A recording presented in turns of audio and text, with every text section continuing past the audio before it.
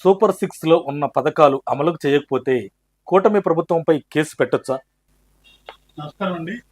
కూటమి ప్రభుత్వం అనేక వాగ్దానాలు ఎన్నికల ఎన్నికల ప్రణాళికలో భాగంగా స్ట్రాటజీ చేసుకొని చెప్పడం జరిగింది.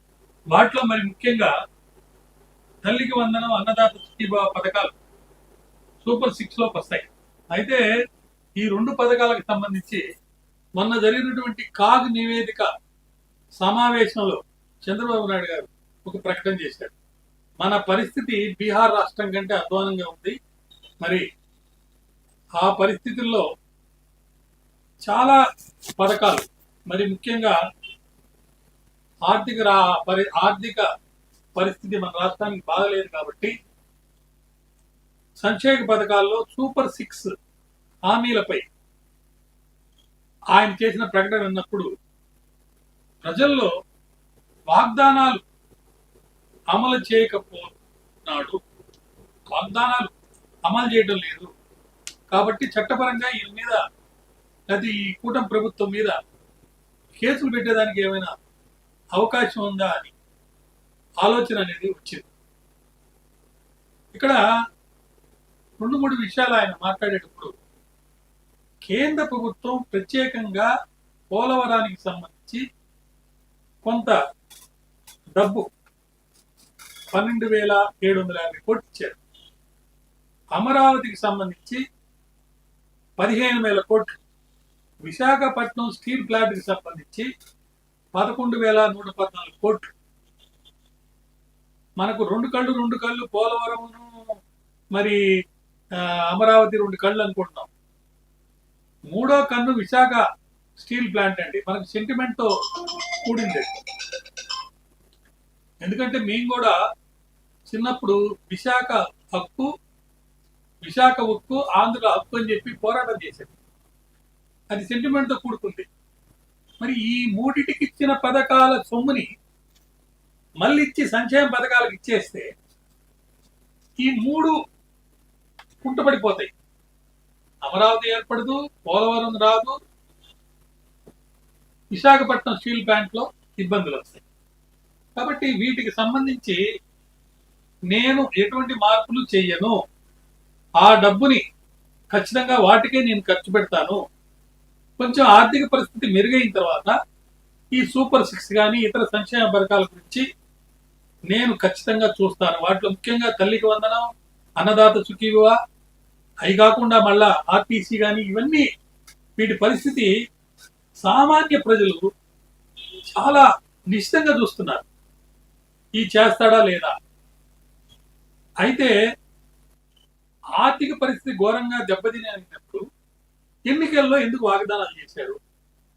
ఆ వాగ్దానాలు చేసి మీరు అధికారంలో వచ్చి మరి ఆ పరిస్థితికి నాకేం సంబంధం లేదు, ఆ నష్టంతో మాకేం సంబంధము, మీరు చెప్పిన చెయ్యండి అని మీరు వాళ్ళ నాకు నష్టాలు వచ్చినాయి కాబట్టి, లేకపోతే ఆర్థికంగా 9,50,000 కోట్ల రూపాయలు సుమారు అప్పుల్లో ఉన్నాం కాబట్టి, ఆర్థిక పరిస్థితి సరిగా లేకుంటే అభివృద్ధి పనులు కుంటుపడతాయి కాబట్టి అభివృద్ధి ఇప్పుడు ప్రస్తుతం నేను చేయలేను, లేకపోతే సంక్షేమ పథకాలు నేను ఇవ్వలేను అని చెప్పి చెప్తున్నారు.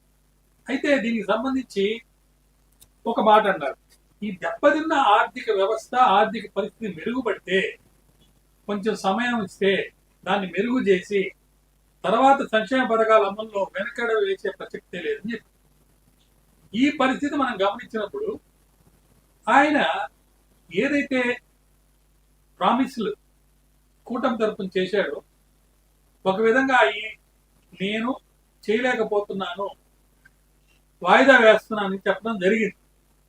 అది 2 కారణాలు మనకు తెలుస్తుంది. ఒకటి, గత ప్రభుత్వం మీద రాజకీయంగా దెబ్బ కొట్టేదానికి మనకు వస్తుంది. ఇప్పుడు ఉన్న పరిస్థితుల్లో వెంటనే ఎందుకు మీరు చేయలేదు అని చెప్పేదానికి ఒక సమాధానంగా కూడా మనకు వస్తుంది. అయితే మీరు నీతి ఆయోగ్ వేదికపై క్లారిటీ ఇచ్చిన వాళ్ళు గతంలో ఈ విషయాలు తెలిసి కూడా మీరు వాగ్దానాలు చేశారు కాబట్టి మీ మీద చట్టపరంగా ఎటువంటి చర్యలు తీసుకోవచ్చు అని అంటే ఇక్కడ 2-3 విషయాలు మనం గమనించాలి. Directive principles of state policy అని చెప్పి రాజ్యాంగంలో మనం రాస్తుంది. దాంట్లో ఉన్న విషయాల ప్రకారం మీరు ఏదైనా సరే గవర్నమెంట్ కి సంబంధించి చేసే కార్యక్రమాలు అనుసరించి చేయాలి.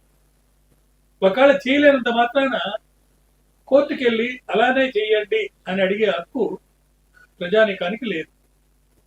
కానీ ఆ ప్రిన్సిపల్స్ కి వ్యతిరేకంగా కనుక పనిచేస్తే అప్పుడు ఆయన మీద కేసు పెట్టచ్చు.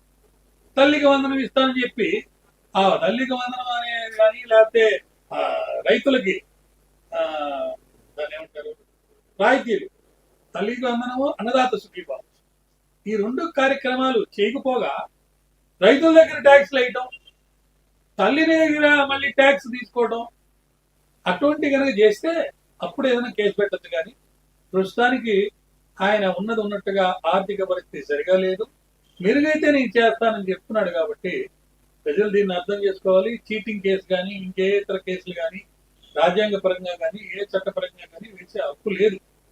ఏదో పబ్లిసిటీ కోసం ఏదో కేసు వేసి నేను కేసు వేసానని చెప్పుకోవడమే కానీ దాంట్లో ఎటువంటి చర్యలు ప్రభుత్వం మీద తీసుకోవడానికి లేదు. అయితే ప్రజా కోర్టు ఒకటి ఉందండి.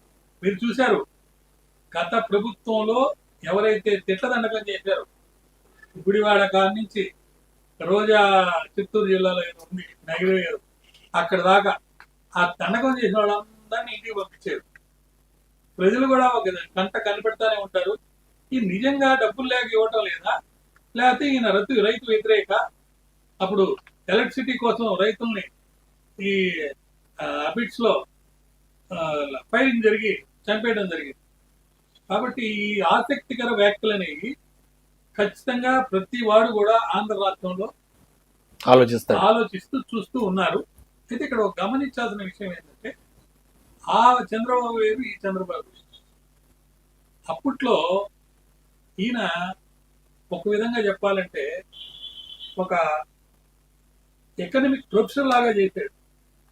ఇప్పుడు అలా కాకుండా కొంచెం సాధ్యాసాధ్యాలని, పట్టు విడుపుల్ని, రాజకీయ చతురతతోటి, అందులో ఆయనున్న అప్పుడు పరిస్థితుల్లో ఖచ్చితంగా ఏ విధంగానైనా సరే ఎన్నికల్లో గెలిచి అటు రాష్ట్ర అభివృద్ధికి, అటు రాజకీయంగా పార్టీ అభివృద్ధికి, తన కొడుకు భవిష్యత్తుకి, వీటన్నిటికీ ఎంతో అవసరం ఉంది. కాబట్టి అనేక ప్రణాళికలు చేశారు. సో ఇప్పుడు ఈయన వచ్చినప్పుడు ప్రభుత్వ కార్యాలయాలు తాకట్టు పెట్టి ఉన్నాయి.